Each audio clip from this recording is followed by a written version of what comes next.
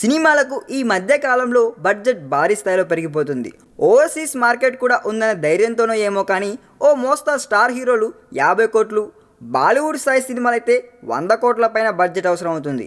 ఈ క్రమంలో మణిరత్నం తాజా డ్రీమ్ ఫిలిం ఆగిపోవడానికి కూడా బడ్జెట్ విషయాల కారణమని అప్పట్లో తెలిసినా తాజాగా ఆ సినిమా ఆగిపోవడానికి గల కారణాలు చాలానే ఉన్నాయండోయ్.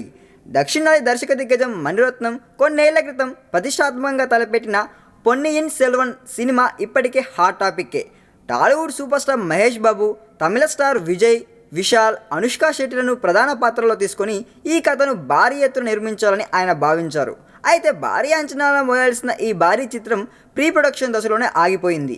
అయితే ఈ సినిమా ఆగిపోవడంపై రకరకాల వదంతులు వచ్చినప్పటికీ తాజాగా అసలు విషయం చెబుతున్నారండోయ్.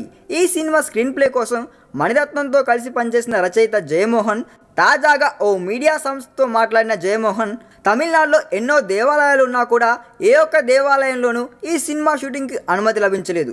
దీంతో భారీ స్థాయిలో దేవాలయ సెట్టింగ్లు వేసి చిత్రీకరించాల్సిన పరిస్థితి వచ్చిందంటండోయ్. అప్పటికి అలా చేయాలనే నిర్ణయానికి వచ్చిన ఈ సెట్టింగ్ల కోసమే 50 కోట్ల దాకా ఖర్చు అవుతుండడంతో అది ఆర్థికంగా సాధ్యం కాదని తేల్చేసి ప్రీ ప్రొడక్షన్ దశలోనే సినిమాను ఆపేశారంటండోయ్. కాగా భారీ తారాగణంతో తెరకెక్కించాలనుకున్న ఈ చారిత్రక సినిమాకు మొదట్లో 200 కోట్ల బడ్జెట్ అవుతుందని భావించారు. అంత బడ్జెట్తో సినిమా తీయడం ఆర్థికంగా ఆచరణ సాధ్యం కాకపోవడంతో దీన్ని ఆదిలోనే ఆపేశారని వార్తలు వచ్చాయండోయ్. ఈ వీడియో మీకు నచ్చినట్లయితే సబ్స్క్రైబ్ చేయండి. ఫిలిమి స్టార్స్ బోలెడంత న్యూస్ బోల్డ్గా.